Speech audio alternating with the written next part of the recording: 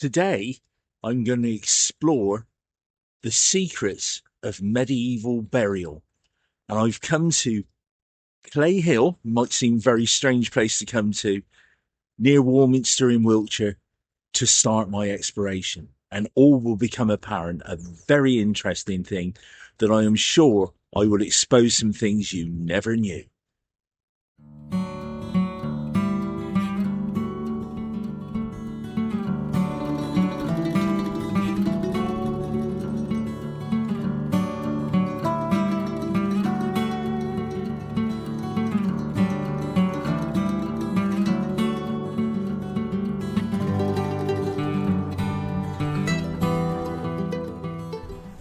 Well, I start my exploration in a holloway known as the Lanes, and there is a good reason for this. And looking at medieval burial, I need to be able to go to an area where medieval people were buried. And there's not many around, you know. You look at most of them and they're here and around and about, but not that many that have this sort of history. And I'm going to be walking through this holloway that was once the main route from the Frome area to Warminster and is now really totally forgotten. So it's a forgotten holloway. Lovely place to walk, and we're heading towards an area where people were interned in medieval times. But there's a lot more to that story, which you'll find out as we go on. And the first hazard that I've come across is this tree that's fallen across the holloway. So I'm gonna now pick my way through this and carry on. Easy, but we'll find our way through. I'm gonna have to crouch down here to get through this bit.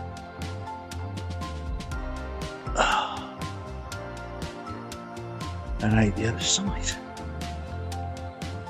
So it's sort of working on down this way. And you can see it's just a wonderful holloway. These areas are fantastic. And a lot of people wonder why holloways fell out of use. Well, more than anything else, can you imagine coming down here in a horse and cart and meeting something else? Or with the cart on, you would have to go to one side or the other. It would not be at all easy. In carts, there was always the risk of highwaymen as well. Looking up at the banks, they could be looking down at you as you travel down here, ready to raid you and take your belongings away, or your life even, you never know.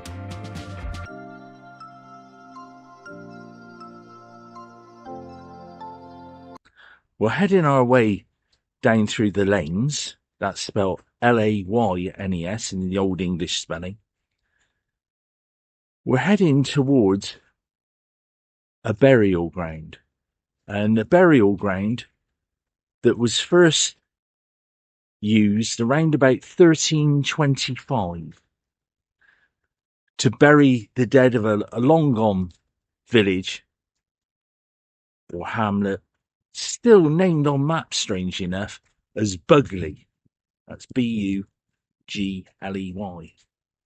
And people were buried in a much more different fashion than what they are today.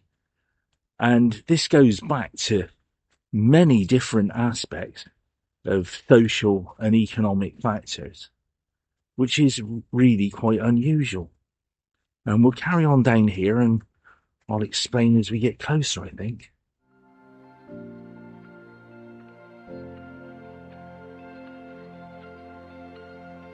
And the burial ground we're going to go and see is on Ordnance Survey maps and side-by-side maps. And you'll find it listed as the Friends Burial Ground. And I'll put on a image of the map now.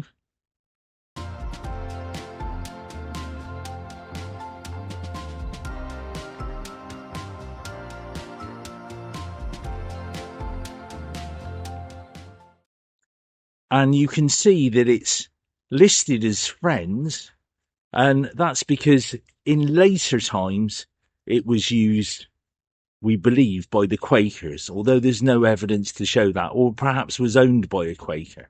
Quakers owned a lot of land around, so it may have been that.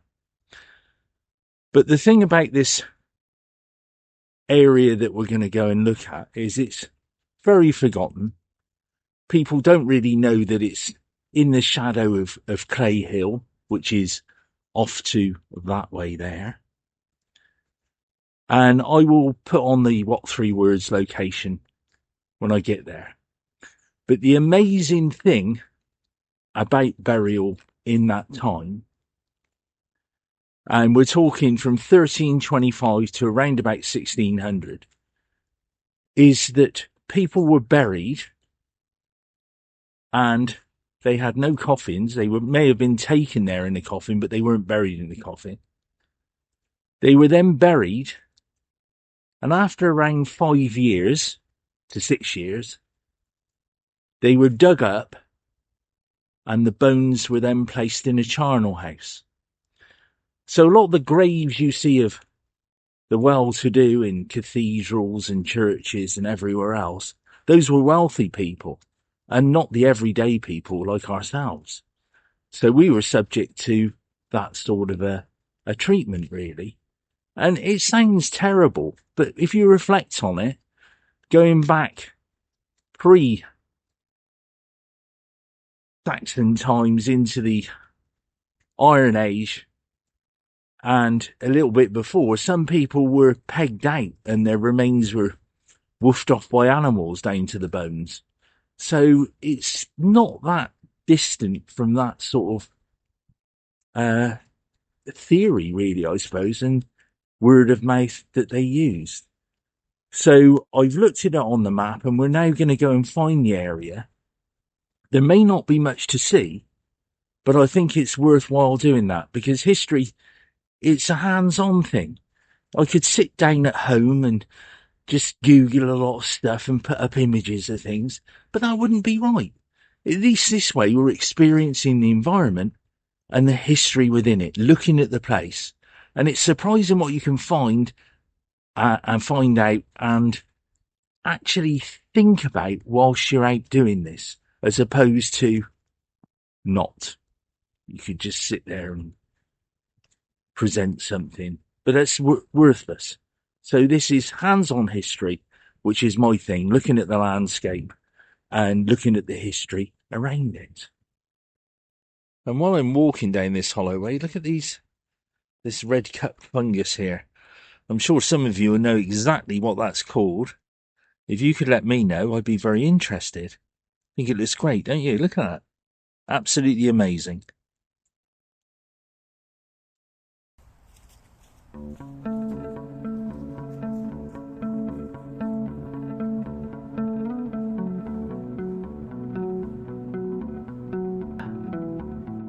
Come out into this field here.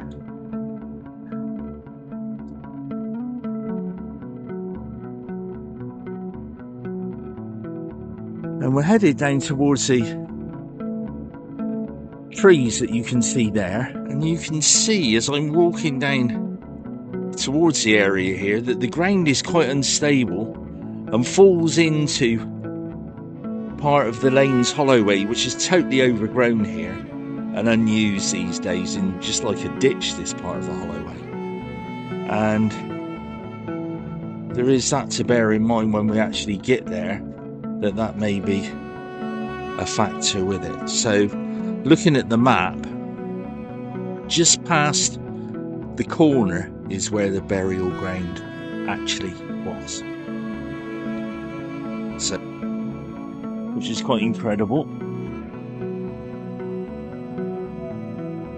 Got this piece of flint here that looks a bit like a hammerstone, like it's been used for hammering. And then, what do you think about that? Do you think that's a hammerstone? I know you've got a lot of flint hounds out there. I expect somebody will know, but that's what it looks like to me. If you notice down here, look, it's an old Victorian glass stopper in the field. So it's always amazing what you find as you walk along these places. Truly incredible.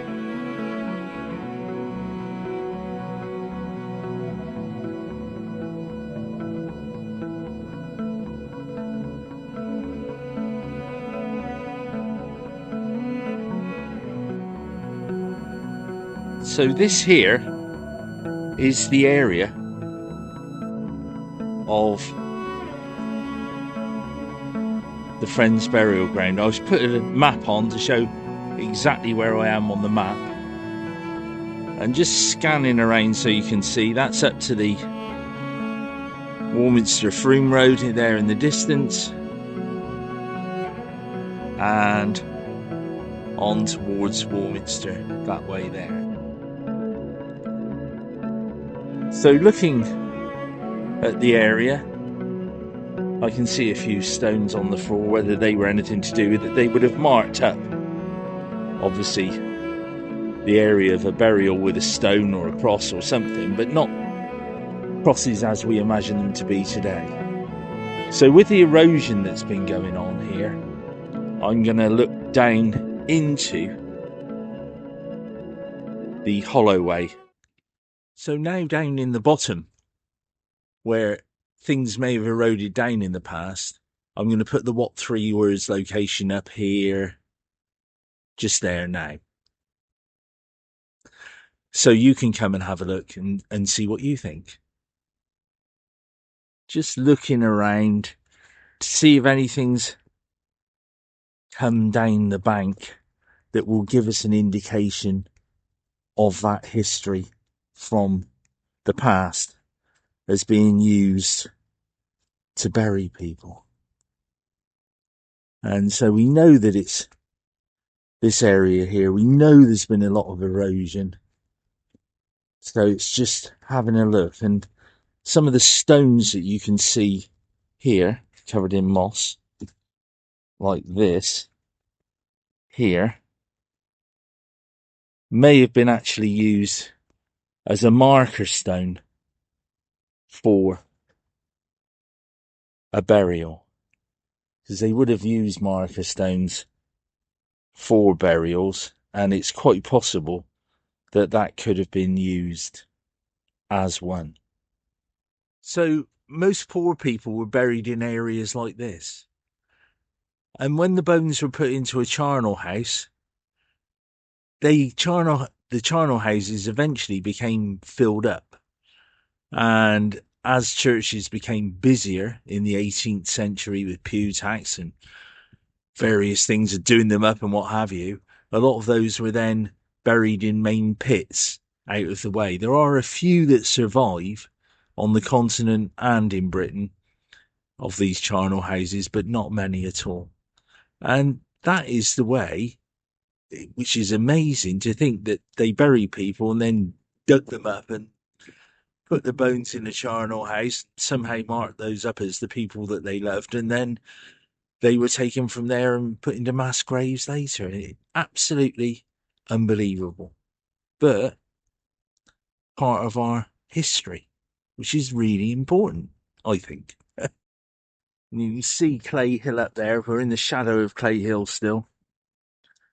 And just looking around, I can't see anything that would indicate, but there again, they were all moved from here. Well, there were some interesting field finds that we had there. And I've had a fantastic time investigating and exploring medieval funeral practice. Not death necessarily, but obviously burial. And I'd like to say thank you very much for watching. And until the next time, goodbye.